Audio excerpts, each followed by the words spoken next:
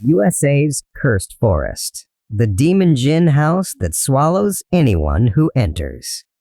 Hidden deep inside one of America's most remote and unmarked woodland regions lies a structure that countless travelers, hikers, and paranormal investigators insist should never have existed. A decaying, crooked wooden house that locals whisper about but refuse to point to on any map. A place many refer to simply as the Demon-Jinn House, a site so drenched in fear, superstition, and unanswered disappearances that even law enforcement avoids it unless absolutely necessary, and even then only in daylight, because according to local reports, anyone who steps beyond its doorway risks being swallowed whole, physically or spiritually, or simply vanishing without leaving behind so much as a boot print in the dirt.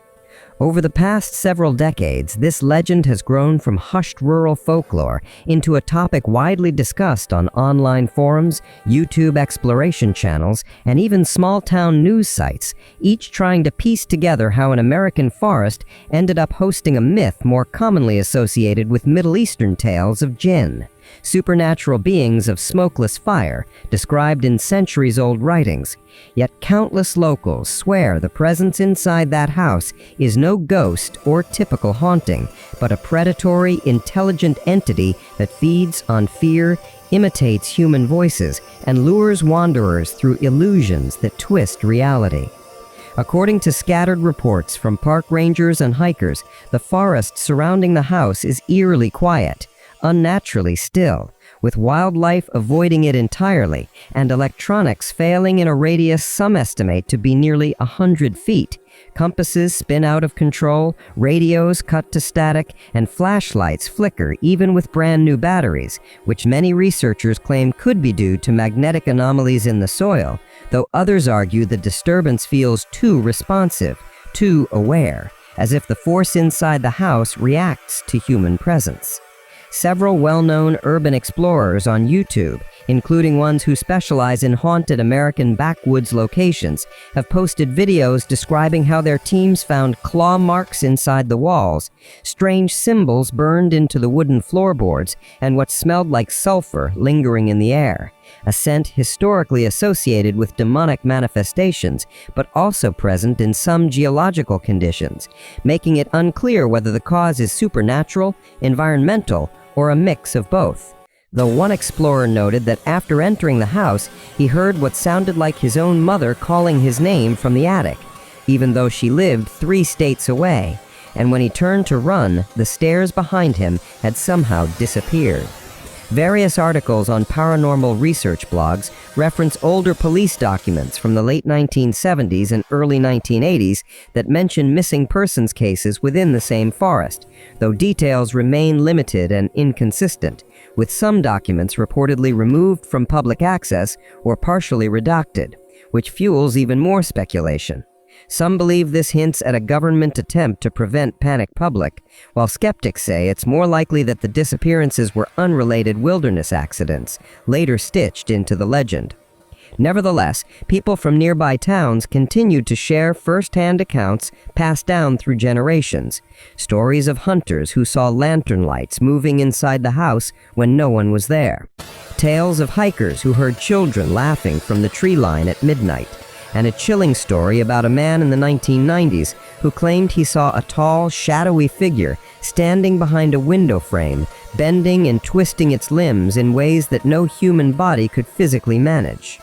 Those who believe the entity is a jinn often argue that its behavior, mimicking voices, seducing wanderers with false illusions, and attaching itself to a location, is consistent with traditional descriptions of malicious jinn, known as ifrit or marid in folklore, though scholars caution that combining cultural mythology with local American stories can distort both history and fact, and any supernatural claim requires verifiable evidence. Still, investigators who have visited the site describe the atmosphere as suffocating, as if the air itself grows heavier the closer one gets to the house, with some even reporting brief hallucinations of figures standing behind trees or whispers brushing past their ears, experiences they cannot fully explain even after reviewing their footage and environmental readings.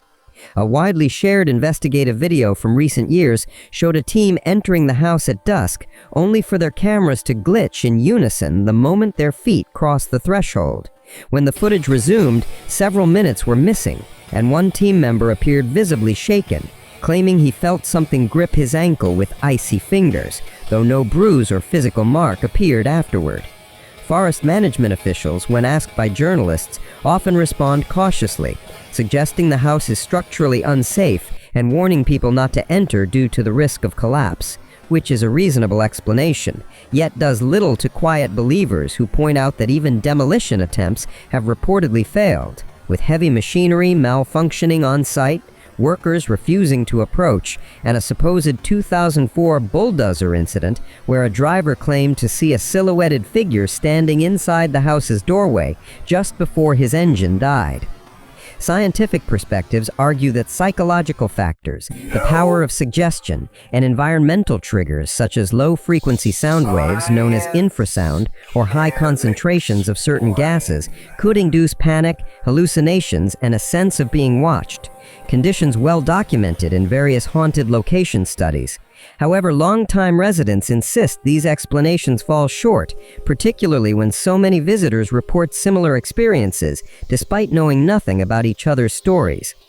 Over time, this cursed forest has gained a reputation beyond its rural county, especially among paranormal researchers, thrill-seeking hikers, and documentary filmmakers who are drawn to mysteries that defy simple categorization. And while some walk away skeptical but unharmed, others leave convinced they encountered something ancient and malevolent, something that does not belong in any American woodland. A few experts in comparative mythology have noted that legends of swallowing houses or structures that appear alive exist in multiple cultures, often symbolizing places where the boundary between the physical world and the supernatural is believed to thin, a concept that could explain why the Demon-Jinn House inspires fear even among those who do not believe in jinn or demons. And then there is the most unsettling detail frequently reported. The house seems to shift slightly over time, appearing in photos a few feet from where it stood years ago,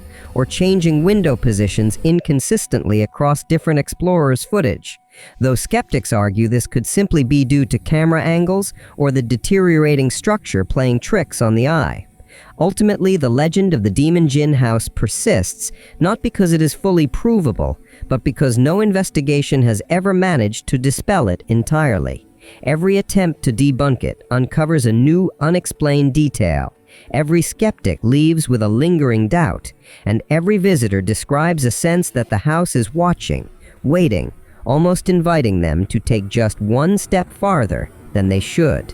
Whether the entity within is a jinn, a demon, an environmental phenomenon, or simply the human mind reacting to isolation and fear, the forest holds its secrets tightly, swallowing truth and rumor alike, and the house in its center remains one of America's most chilling mysteries, a reminder that even in a modern world filled with science and skepticism, some places still whisper warnings that we'd better be wise to heed when we next wandered too deep into the woods.